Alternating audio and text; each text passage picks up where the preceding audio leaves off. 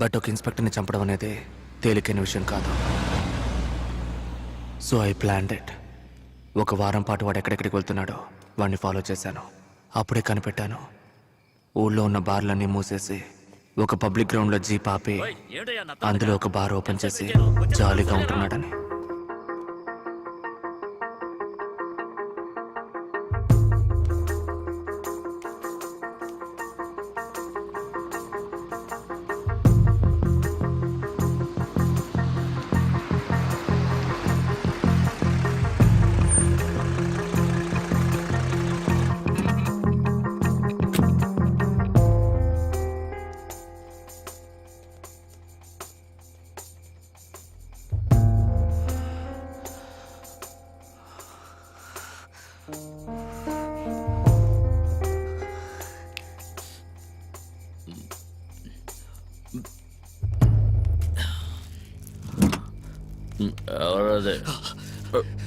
వెంట్రుకతో సమానంగా బతికేవాడు మనిషి కాదు అన్నారు మన పెద్దలు.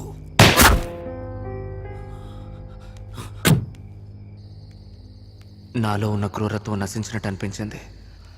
నా మనసు ఎంతో తేలిగ్గా ఉంది. హత్య చేయాలనే ఫీలింగ్ ఇకెప్పటికీ రాదు అనుకున్నాను.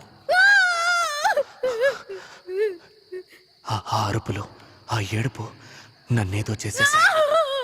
ఎన్నో చేశాను, కానీ ఎవరికైనా ఉపయోగపడే విధంగా నేను ఇంతవరకు ఏదీ చేయలేదు. ఇప్పటికైనా ఏదైనా మంచి పని చేయాలని నా మనసు కనిపించింది. అది ఎవరో చూడరా.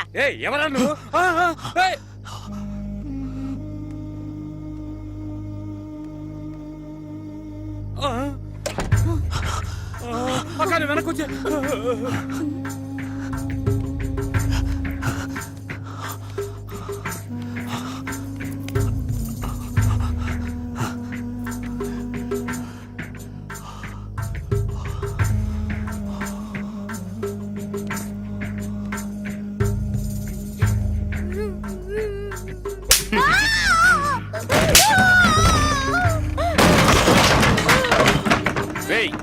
ఎవరా నువ్వు? అడుగుతుంటే చెప్పవే. అడుగుతున్నానుగా, చెప్పవే. ఎందుకు కొడుతున్నా? 4,000 ఇచ్చాను, ఏమైనా చేస్తాను, మూసుకొని పోరా.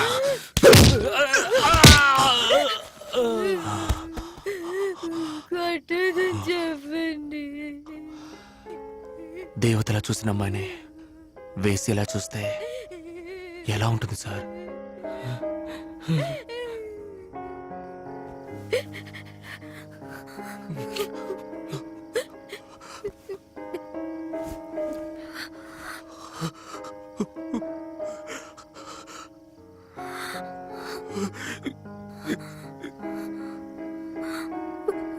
ప్రభా,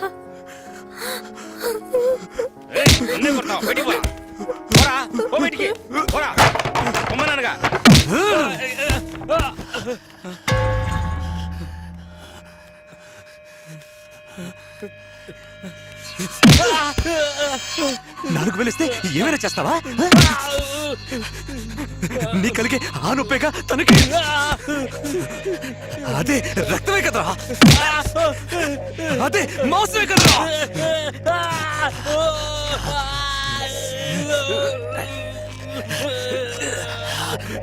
చూడు చూడు చూడు.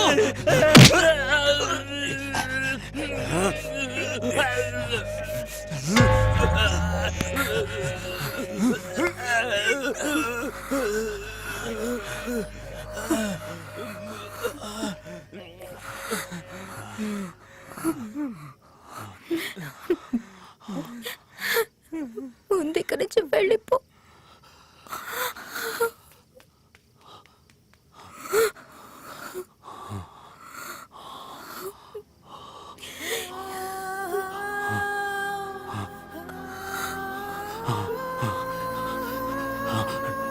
నువ్వు నాతో రా.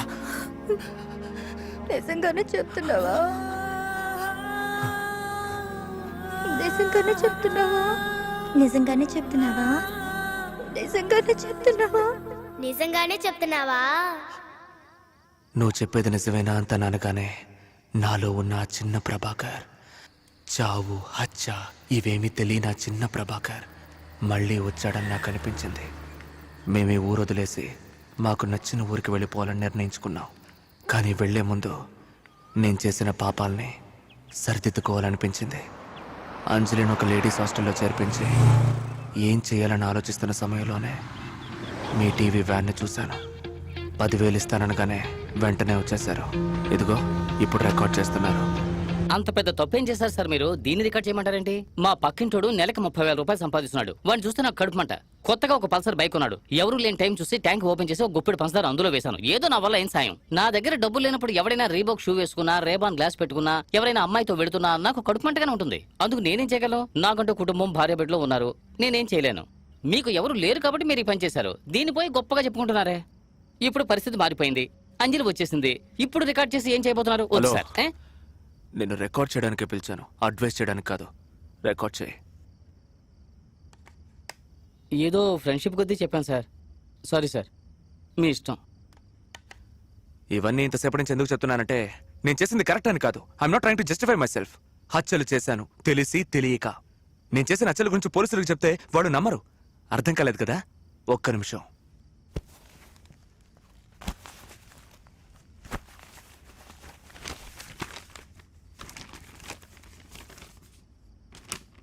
జూమ్ చేయి. అక్రమ సంబంధం వల్ల ఘోరం. వీళ్ళెవరో తెలుస్తోందా? బీచ్లో లేపేశానే వాళ్ళిద్దరు. ఈయన ఈవిడికి భర్తట. ఈయన ఈవిని లేపుకెళ్ళిపోవడం వల్ల ఈయన మనుషులు పెట్టి లేపేశాడట. మర్డర్ చేసింది నేను, దొరికిపోయింది బాలకృష్ణ అనే ఈ దద్దమ్మ. ఒక నిమిషం. వీడెవరో తెలుస్తోందా? డాక్టర్ కేడి నందు, సైకియాట్రిస్ట్, పూర్ణ మార్కెట్. నేను తలపగలు కూడా చంపానే ఆడే. ఇతను రియల్ ఎస్టేట్ గొడవలో లేపేశాడట. మర్డర్ చేసింది నేను, దొరికిపోయింది డాక్టర్ కుమార్ అనబడే ఈ దద్దమ్మ. మంత్లీ టార్గెట్ పూర్తి చేయాలని పోలీసులు కేసుని మూసారు. ఇప్పుడు పోలీసుల్ని అడిగితే నేను ఎవరిని చంపలేదు అంటారు. నన్ను అడిగితే నేను చంపాను అంటాను. నేను చంపానా చంపలేదా? మీకేమైనా అర్థమైందా సార్? అర్థం కాలేదు సార్. నాకు ఏం అర్థం కావట్లేదు సార్. అసలు ఊళ్ళో ఏం జరుగుతుందో కూడా అర్థం కావట్లేదు సార్. 10 సంవత్సరాల క్రితం మినిమం శాలరీ 2,000 రూపాయలు, మాక్సిమం శాలరీ 20,000 ఉంటుంది. కానీ ఇప్పుడు మినిమం శాలరీ అదే 2,000 రూపాయలే, కానీ మాక్సిమం శాలరీ 2-3 లక్షల మీద వెళ్తోందే. ఈ ఊరు 2 లక్షల రూపాయలు తీసుకునేవాడికి తగ్గట్టుగా మారుతోంది. సార్, మొత్తం ఈ ఊర్లో ఎంతమంది ఉంటారు సార్ చెప్పండి? ఒక 60-70 లక్షల మంది ఉంటారు సార్. నేనేమైనా సెన్సస్ లెక్క అడిగానా సార్? ఈ ఊళ్ళో ఉండేది మొత్తం 2 మాత్రమే సార్. అర్థం కాలేదు కదా? ఒకడు షాపింగ్ మాల్ లోపల ఉండేవాడు, ఒకడు షాపింగ్ మాల్ బయట ఉండేవాడు. ఒకడు ఐమాక్స్ లోపల ఉండేవాడు, ఒకడు ఐమాక్స్ బయట ఉండేవాడు. ఏటీఎం సెంటర్ లోపల ఉండేవాడు, ఏటీఎం సెంటర్ బయట ఉండేవాడు. మనవాడు. సార్, క్రెడిట్ కార్డ్ తీసుకుంటారా సార్? డెబిట్ కార్డ్ తీసుకుంటారా సార్? హోమ్ లోన్ తీసుకుంటారా సార్? సార్, అది ఇందులో వేస్తారా సార్? ఇది అందులో వేస్తారా సార్? సార్ పాపం సార్. నేనైనా పర్లేదు సార్, ఏదో 2 పద్యాలు చెప్పి మాస్టర్ ఉద్యోగంతో ఎలాగైనా బతికిపోతాను. కానీ హిస్టరీ చదివిన వాళ్ళు, జాగ్రఫీ చదివిన వాళ్ళు, సోషియాలజీ చదివిన వాళ్ళు, సైకాలజీ చదివిన వాళ్ళు, పొలిటికల్ సైన్స్ చదివిన వాళ్ళు, ఎకనామిక్స్ చదివిన వాళ్ళు చచ్చారు సార్. పాపం టీచర్ ఉద్యోగం కూడా దొరకదు సార్. మీరు కరెక్ట్ గా చెప్పారు సార్. ఖరీదైన జీవితం, వసతులు, సంతోషం ఇవన్నీ ఎంబీఏ చదివిన వాళ్ళకి, ఎంసీఏ చదివిన వాళ్ళకి, పెద్ద కాలేజీలో ఇంజనీరింగ్ చదివిన వాళ్ళకి, డాక్టర్ చదివిన వాళ్ళకి, వీళ్ళకి మాత్రమేనా సార్? మాకు లేదా సార్? నాకు 2,000 చాలేదు అనట్లేదు సార్. ఆఖరితో మా కడుపులు మాడిపోతున్నాయి అనట్లేదు సార్. బిచ్చ అడగట్లేదు సార్. కానీ ఆ డబ్బు తీసుకునే నా కొడుకులకి పొగరుంది చూసారే, తట్టుకోలేకపోతున్నాను సార్. మనిషిని చూసి తోటి మనిషే ద్వేషించే రోజు వస్తుందని చెప్పాడు ఒక కవి. అదే సార్ జరుగుతుంది ఈరోజు. 2 లక్షల రూపాయలు తీసుకుంటున్నారు, 3 లక్షల రూపాయలు తీసుకుంటున్నారు, కారు కొనుక్కుంటున్నారు, ఇల్లు కొనుక్కుంటున్నారు, రేపని గ్లాస్ పెట్టుకుంటున్నారు, షువ్వులు వేసుకుంటున్నారు, సెంటు కొట్టుకుంటున్నారు. డిస్టర్బ్ అవుతామా అవ్వవా సార్? అవుతాం సార్. అవుతాం. Touch me here if you dare, don't look at my face, unbutton me here. ఆ విధంగా అమ్మాయిలు రాసుకుంటే, అది వక్షస్థలంలో రాసుకుంటే, వాళ్ళ పాటికి రోడ్లో వెళ్లే మన వాళ్ళకి ముట్టుకోవాలని అనిపిస్తుందా అనిపించదా సార్? అనిపిస్తుంది సార్. అనిపిస్తుంది. తెలుగు చదువుకున్న వాళ్ళంతా సాధువులు, అమాయకులు అని మాత్రం అనుకోవద్దు సార్. ఏదో గడ్డం పెంచుకొని, సోడా బుడ్డి కళ్ళద్దాలు పెట్టుకుని, భుజానికి సంచి తగిలించుకొని కవితలు చెప్పే గొట్టంగాళ్ళని మాత్రం అనుకోకండి సార్. ఎందుకంటే తెలుగు ఒకరిని శాంతపరచడం మాత్రమే కాదు, తెలుగు ఒకడికి రౌద్రాన్ని కూడా ప్రసాదిస్తుంది. తాడితులు, పీడితులు తిరగబడితే విప్లవమే వస్తుంది. నేను చేశాను. Yes, of course I did cold blooded murders. ఇవన్నీ చెప్పి నేను చేసింది కరెక్ట్ అనడం లేదు. I'm not trying to justify myself. నేను చేసిన పనులు నాకు నచ్చలేదు, తప్పించుకున్నాను. ఎందుకంటే నా అంజలి తిరిగి వచ్చేసింది. నేను మళ్ళీ ఆ చిన్న 7 ఏళ్ల ప్రభాకర్గా మారిపోయాను. ఆ మరణాన్ని చూడని వయసు. వెళ్ళిపోయాను. మేమిద్దరం వెళ్తున్నాం సంతోషమైన జీవితాన్ని వెతుక్కుంటూ. మాకు దొరుకుతుంది. ఎందుకంటే మాకు దొరుకుతుంది అన్నది లిఖించబడ్డ ఒక శాసనం. ఖచ్చితంగా దొరుకుతుంది సార్. Thank you.